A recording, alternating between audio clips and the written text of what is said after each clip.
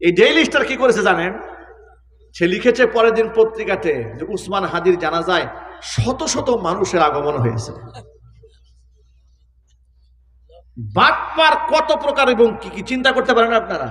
মানে কি ন্যারেটিভ, কি বয়ান মানুষের সামনে তারা এস্টাবলিশ করে। তারা লিখেছে শত শত মানুষ উসমান হাদির জানাজায় এসেছে। বাংলাদেশের সর্বকালের সর্বশ্রেষ্ঠ জানাজা হয়েছে। কথা ঠিক না বেরিয়ে জুড়ে বলেন? আর তার জানাজার মধ্যে যে মানুষ সামিল হয়েছে, আহারে মানুষ কেমনে কাঁদছে দেখছেন? আল্লাহু আকবার। তার ভাই যখন বক্তব্য দেয় ডক্টর আবু বকর সিদ্দিক, কিভাবে মানুষ কান্না করেছে। অসংখ্য আলেমদের মুখে শুনেছি, আল্লাহর কসম আমি আল্লাহকে সাক্ষী রেখে বলছি, আমার নিজের রক্তের আত্মীয়, আমার নিজের বাবা দুনিয়া থেকে চলে গেছেন, তার জন্য আমি যেভাবে কেঁদেছি, আমার কলিজার টুকরা বাবার জন্য আমি যেভাবে কান্না করেছি, উসমান হাদির জন্য আমি ঠিক সেইভাবে কান্না করেছি। জীবনে তারা দেখি নাই সামনাসামনি কোনোদিন সালাম হয় নাই, কখনো মুসাফা হয় নাই, তার সাথে আমার পারিবারিক কোনো বন্ধন নাই, রাজনৈতিক কোনো সূত্রর যুগ সাজস নাই, কিছু নাই। অজর চোখ থেকে পানি ঝরেছে। এই বক্তব্য শুধু আমার নয়, কসম আল্লাহর অসংখ্য আলেমদের মুখে শুনেছি, তারাও কেঁদেছে। আল্লাহু আকবার বলেন। বৃদ্ধ মানুষ কেঁদেছে, শিশুরা কেঁদেছে, নাবালেগ ছোট্ট ছোট্ট বাচ্চারা কেঁদেছে,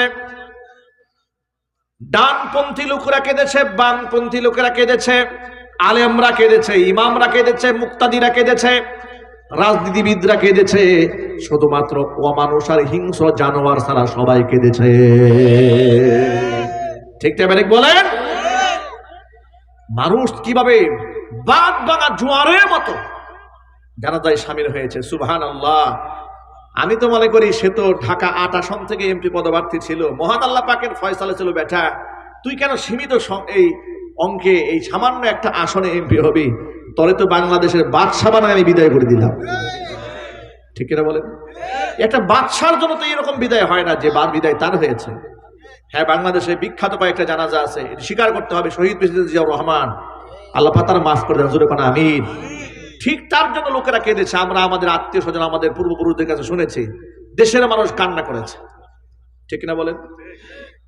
আর এই যে এখন শহীদ আল্লামা সাইদি রহমাতুল্লাহি আলাইহির জন্য মানুষ কান্না করেছে। মানুষ তারা জানাজা ঢাকা শহরে পড়তে চেয়েছিল, তাকে পড়তে দেওয়া হয় নাই জানাজা। সে পিরোজপুরে জানাজা হয়েছে। একে পানির মধ্যে দাঁড়িয়ে থেকে লোকেরা জানাজা নামাজ পড়েছে। আপনার গাড়ির চাক্কা ধরে লোকেরা চুমা খেয়েছে, লাশের গাড়ি ধরে চুমা খেয়েছে। দৃশ্য দেখেন নাই আপনারা? এ তো অনলাইনে এখনো আছে। লাশ ধরে চুমা খেয়েছে, গাড়ি ধরে চুমা খেয়েছে।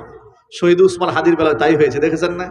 গাড়িটা হাত দিয়ে একটু স্পর্শ করার জন্য লোকেরা কেমন পাগল করা হয়েছে।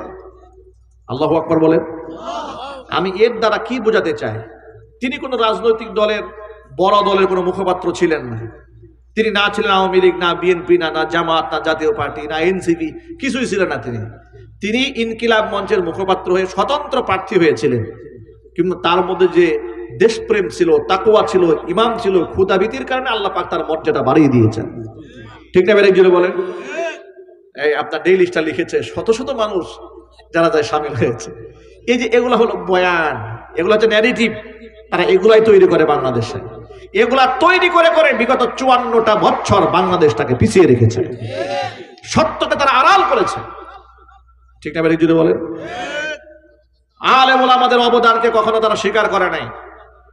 আমি আপনাদের কাছে বিনয়ের সাথে অনুরোধ জানাচ্ছি, আলেমদেরকে কখনো শত্রু ভাববেন না, আলেমদেরকে বন্ধু ভাবেন। তার কারণটা শুনেন।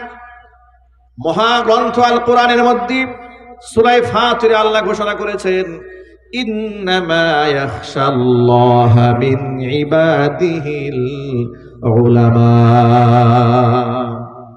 নিশ্চয় আমার বান্দাদের মধ্যে আমি আল্লাহকে সবচাইতে বেশি ভয় করা আলেমগণ।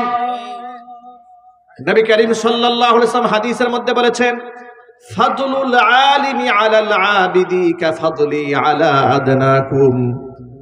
ও সাহাবীরা শোনো, তোমাদের আদনা সাহাবীর উপরে আমি নবীর মর্যাদা যেমন, এই দুনিয়ার সাধারণ আবেদদের মধ্যে আলেমদের মর্তবা ঠিক তেমন।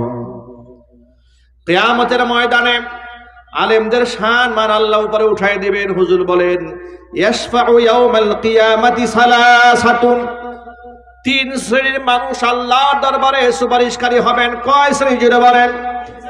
এক নাম্বার আল আম্বিয়া, নবীগণ আল্লাহর দরবারে সুপারিশকারী হবেন। দুই নাম্বার সুম্মাল উলামা, নবীদের পরে আল্লাহ পাক আলেমদেরকে সুপারিশ করার সুযোগ তৈরি করে দিবেন।